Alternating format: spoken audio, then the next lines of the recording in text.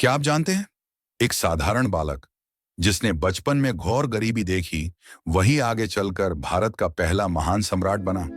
आज हम बात करेंगे उस शासक की जिसने न केवल पूरे उत्तर भारत को एकजुट किया, बल्कि विदेशी आक्रांताओं को भी धूल चटाई। हाँ, हम बात कर रहे हैं चंद्रगुप्त मौर्य की। चंद्रगुप्त मौर्य भारतीय इतिहास के उन महान सम्राटों में गिने जाते हैं जिनका नाम आज भी गौरव और शौर्य का प्रतीक है। उन्होंने मौर्य साम्राज्य की स्थापना की और भारत को राजनीतिक एकता की दिशा दी। उनके शासन ने न केवल भारतीय उपमहाद्वीप बल्कि पूरी दुनिया को प्रभावित किया।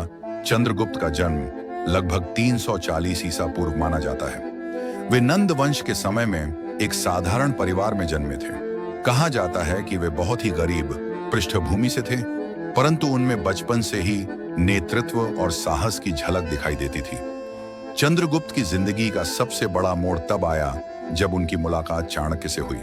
चाणक्य, जिन्हें हम कौटिल्य या विष्णुगुप्त के नाम से भी जानते हैं, नंद वंश से अत्यंत असंतुष्ट थे। उन्होंने चंद्रगुप्त में एक ऐसा शूरवीर देखा जो भारत को एक नए युग में ले जा सकता था। चाणक्य ने उन्हें शिक्षा दी, राजनीति और युद्ध कौशल सिखाया और उनके मन में अखंड भारत का सपना जगाया। यही से शुरू हुई एक नए साम्राज्य की नींव। उस समय मगध पर धनानंद का शासन था। प्रजा नंद वंश से नाराज थी।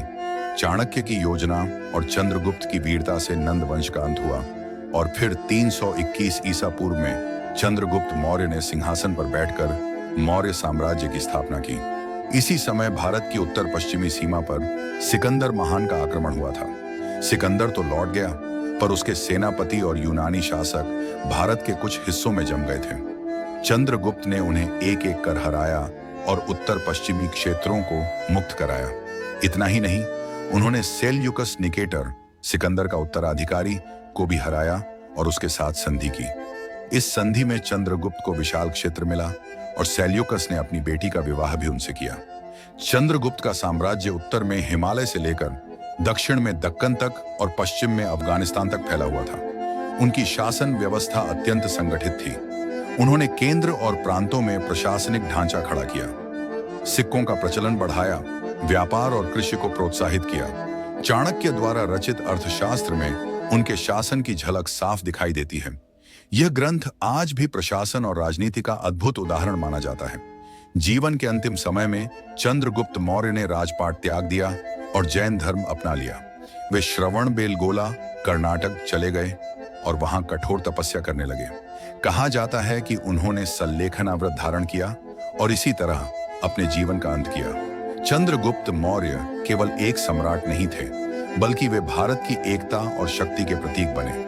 उनकी कहानी हमें यह सिखाती है कि चाहे परिस्थितियां कितनी भी कठिन क्यों न हो, सही मार्गदर्शन, संकल्प और साहस से इतिहास बदला जा सकता है। गरीबी में जन्मा वह बालक जिसने एक साम्राज्य खड़ा किया, चंद्रगुप्त मौर्य आज भी हर भारतीय के लिए